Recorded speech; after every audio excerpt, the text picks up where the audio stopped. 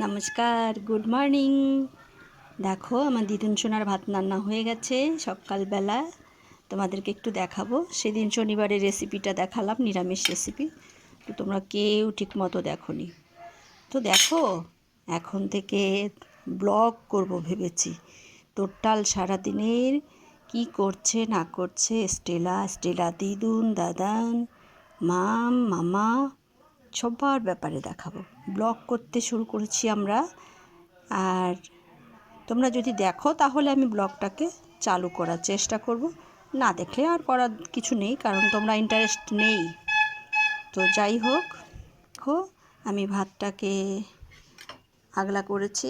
এখানে কিছু আমি সবজি দিই, তো আজকে আমি গাজর এনেছিলাম কয়েকদিন ধরে, ও সকালবেলাটা গাজর এবং এই হচ্ছে মাংসের পিস, এই একটা 2 পিস মাংস দেবো, গাজর দেবো, দিয়ে ভাত কটা বেড়ে ফেলবো। তো চলো বেড়ে ফেলি। দেখো ভাত আমি বেড়ে ফেলেছি, আর কিছুটা জল দিয়ে আবার মিশিয়ে রেখেছি, কারণ এটা হচ্ছে কুকারের ভাত। ভাতটা একদম দুপুরবেলা যখন খাবে তখন ভাতটা কিন্তু একদম এঁটে এঁটে যায়, মানে দলা দলা হয়ে যায়। তাই আমি ভাতটাকে একটু জল দিয়ে মিশিয়ে রেখে দিচ্ছি। আবার পুনরায় ঢাকা দিয়ে দেব, তাহলে কি হবে, ভাতটা গরম থাকবে। দুপুরে আমি ঠিক 1টা থেকে 1:30টার মধ্যে খাবারটা দিয়ে দিই। আর এদিকে দেখো আমি কি, ওহ জানলা রোদ তেমনভাবে আসছে, দেখতে পাচ্ছি না ভালো, কীভাবে দেখাই। ও ঠিক আছে, জানলার জন্য এরকম আসছে। চলো ঘরে গিয়ে দেখাই।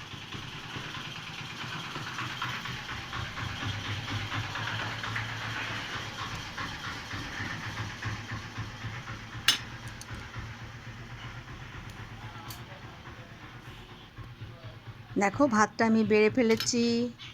দেখো বেশ কিছু গাজর দিয়েছি, আর এখানে 1 পিস মাংস দিয়েছি, আর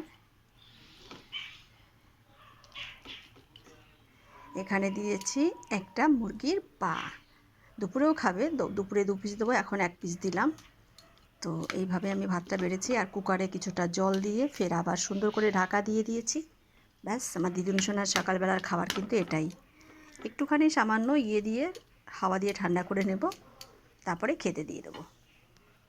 বুঝছো, লাল লাল গাজরগুলি দেখলে কিন্তু টসটসে। আমি কিন্তু এখান থেকে 2-1টা খেয়েও ফেলতে পারি, কোনো ব্যাপার না, কারণ আমি পরিষ্কার পরিচ্ছন্ন করে রান্না করি। চাল ভালো করে ধুয়ে, গাজর ধুয়ে, মাংস দেখো হাড্ডিটা এমনি দিইনি, কিন্তু হাড্ডিটাকে পরিষ্কার গরম জলে ধুয়ে নখ কেটে একদম সুন্দর করে দেওয়া আছে। দেখলে বুঝতেই পারবে তোমরা, একদম কোনো নোংরা বা কোনো ইসের কোনো ব্যাপার নেই। যে কুকুর, অনেকে ভাবতে পারে যে কুকুর ওরা খাবে, ওদের কোনো কিছু হবে না, ওরা বুঝতে পারবে না, কিন্তু না, আমার কাছে এমন নেই। দেখো একটা নখও পাবে না, ঠিক আছে, পুরো পরিষ্কার আর তুলতুলে হয়েছে। এ দেখো একটা নখও নেই, নখ কেটে বাদ দেওয়া হয়েছে। আর মাংস পুরোপুরি সফটও হয়ে গেছে, পুরো ছুলে একদম গরম জলে সেদ্ধ করে দেওয়া হয়েছে। এখন এটাকে ভালো করে এত করে আমি ওদেরকে খেতে দিয়ে দেব।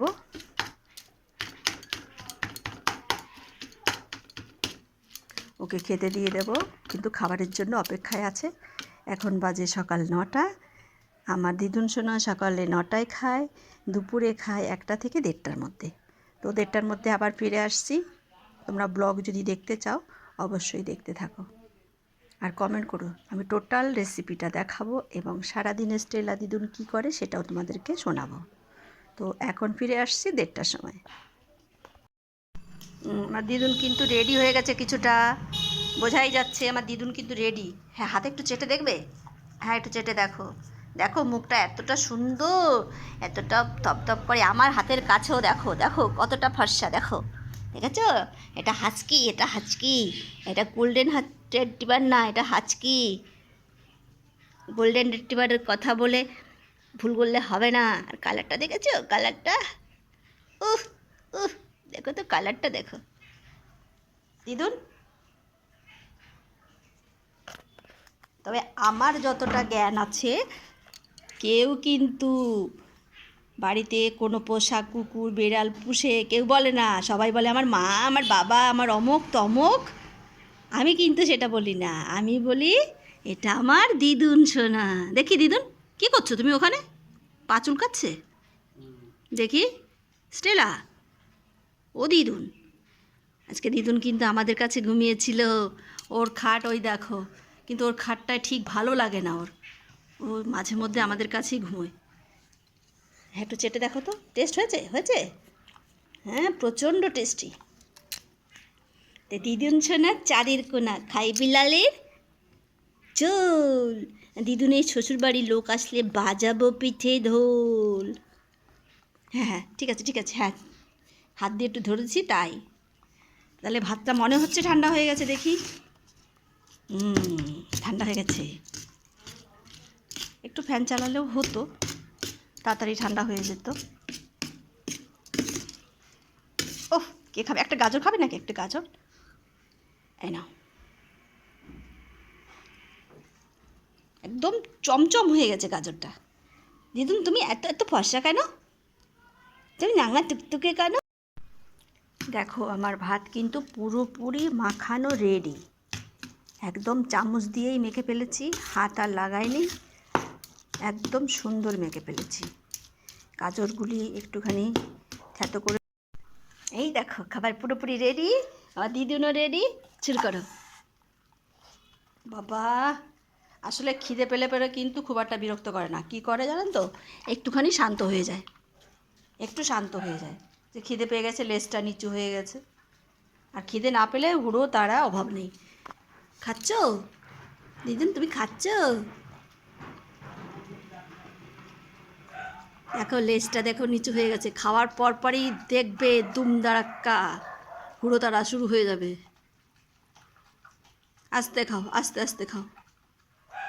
ডাইনিং টেবিলটা কেমন হয়েছে? তোমরা তো কেউ কমেন্ট করে বলো না। ডাইনিং টেবিলটা সত্যি আমার র্যাক্সের একটা ছিল, আর সেটা নষ্ট হয়ে গেছে। এই আরেকটা, দুটো মোড়া কিনে নিয়ে এসেছিলাম, তো কোনো দিনও বসিনি ওটাকে। ওপর থেকে কেটে বেশ সুন্দর করে ডাইনিং টেবিল বানিয়ে দেওয়া হয়েছে। র্যাক্সের জন্য একটা ছিল, আর একটা এটা হচ্ছে স্টেলার। আমরা জীবনেও বসিনি, এটা ডাইনিং টেবিল হয়ে গেছে। ডাক্তার বলেছিল নিচু জায়গায় খেতে দিলে ওদের ওয়েট ঠিক থাকে না, তাই আমরা এটাকেই ডাইনিং টেবিল বানিয়ে দিয়েছি। একটু কমেন্ট করে জানিও তো তোমরা। মধুমিতা বড়ুয়া খুব সুন্দর কমেন্ট করে। কমেন্টগুলি পড়তেও আমার খুব ভালো লাগে। অনেক অনেক ধন্যবাদ। আচ্ছা ঠিক আছে দিদুন, তুমি খাও, আমি হাত ধুয়ে আসি। হ্যাঁ, দেখো আজকে একটা রেসিপি করব, তাই ভাবলাম তোমাদেরকে একটু জানাই। কী রেসিপি হচ্ছে? স্টেলার দিদুনের বাড়িতে সকালবেলা, স্টেলা তো সকালবেলা মাংস ভাত খেলো। এখন আমাদেরকে দিচ্ছি প্রথমে ময়দা 1 চামচ, 2 চামচ, ওই মোটামুটি ধরো 200 গ্রাম মতো দেবো আমি। এখানে 500 ময়দা আছে, আমি 200 গ্রাম মতো দিচ্ছি। ব্যাস, আর দেবো না। এখানে দিয়ে দেব পরিমাণ মতো লবণ। ব্যাস, দিয়ে দেব লঙ্কা, মিক্সিতে পেশাই করে রেখেছিলাম, সেটা দিয়ে দিচ্ছি। বেশ একটু ঝাল ঝাল হবে। আর এখানে প্রচুর ধনেপাতা, প্রচুর ধনেপাতা, অনেকগুলি। ব্যাস দেখো, এবার এটাকে ভালো করে মিশিয়ে নেব। কি দেব? দিয়ে দিচ্ছি একটু সামান্য লেবু, একটু টক টক লাগার জন্য। খাট্টা মিঠা ভালো লাগবে, একটু ঝাল, খাট্টা মিঠা ঝাল ঝাল। পরিমাণ মতো জল দিচ্ছি। এবার এটাকে ভালো করে ফেটে নেব। দেখো এইভাবে সুন্দর করে ফেটে নিয়েছি, কারণ আমি অনেকক্ষণ ধরে ফেটে নিলাম। আর একটু জল লেগেছে আমার, কমসে কম 300 গ্রাম জল লেগেছে। তো এবার আমার হয়ে গেছে। এবার আমি এদিকে তাওয়া বসিয়ে দিয়েছি। সব সময় ভাজবো এটা রিফাইন্ড তেল দিয়ে, কারণ ঘি বাটার প্রশ্নই আসে না। দিলে তো খুবই ভালো হয়, না থাকলেও কোনো আপত্তি নেই। দিয়ে দিলাম রিফাইন্ড তেল, সুন্দর করে তাওয়ার মধ্যে মিশিয়ে দেব।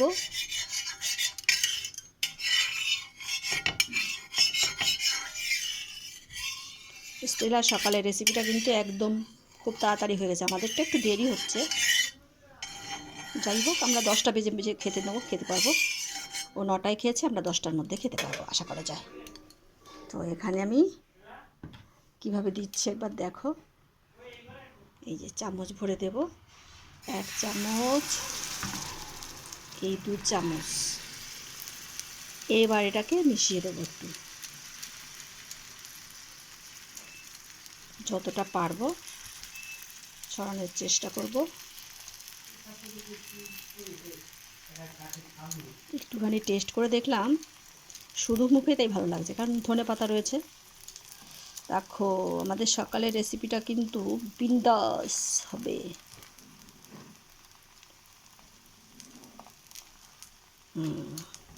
হয়ে গেছে বসানো, গ্যাসটা বাড়িয়ে দিলাম। দেখো এক সাইড কিন্তু হয়ে গেছে, একটু ঢাকা দিলেও হতো কিন্তু আমি দিইনি। একটু উল্টে দেওয়ার চেষ্টা করব। দেখো কি সুন্দর উঠে গেছে, দেখো একদম অনায়াসেই উঠে গেছে। দেখি পেছন সাইডটা কেমন হয়েছে। ওহ ও হেভি হেভি হেভি, পাতাগুলি জেগে উঠছে। আর একটুখানি রাখি, 30 সেকেন্ড মতো রেখে উল্টে দেবো, কারণ এগুলিটা পুরোপুরি সবুজ সবুজ হয়ে যাবে। দেখো হয়ে গেছে, দেখেছো পুরো একদম সবুজ উঠে আসছে, দেখেছো একদম সবুজ, কি সুন্দর সবুজ হয়ে গেছে। এইবার দাও উল্টে। ও কালার দেখো, কালার হালকা লাল লাল, হালকা সবুজ সবুজ, খেতে যা লাগবে না। এবার এখানেই যদি পারো তোমরা পিস করে ফেলো, আমি সবসময় পিস করে ফেলি, কারণ তাহলে এক একজন এক এক পিস নিয়ে খেতে পারবে। উল্টো সাইডে উল্টো করে দেওয়ার সাথে সাথেই পিস করে দিতে হবে, না হলে পরে কিন্তু এটা সম্ভব হবে না। দেখেছো অনায়াসেই টুকরো হয়ে গেল। সকালের রেসিপিটা কিন্তু শুধু ভাত খাওয়া যায় না, আমাদের তো সকালে কেউই খায় না, কেউই খায় না।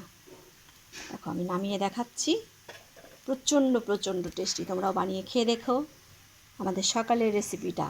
ওই বলেছিলাম 1:30টার সময় ফিরে আসবো, 1:30টার সময় ফিরে আসবো। আমাদের কী রান্না হচ্ছে আজকে বলতে পারছি না, কী রান্না করব, এখনও মেনুতে আসেনি। তো স্টেলা তো ভাত রয়েই গেছে, তো ওই সময় ফিরে আসবো রান্নার সময়। টাটা। তো আজকের এই ভিডিওটি তোমাদের কাছে কেমন লাগলো অবশ্যই অবশ্যই জানিও। আর স্টেলাকে সাপোর্ট করার জন্য অবশ্যই চ্যানেলটিকে সাবস্ক্রাইব করো। নিত্য নতুন ভিডিও পাওয়ার জন্য অবশ্যই বেল আইকনটি চাপ দিয়ে রেখো। তো টাটা।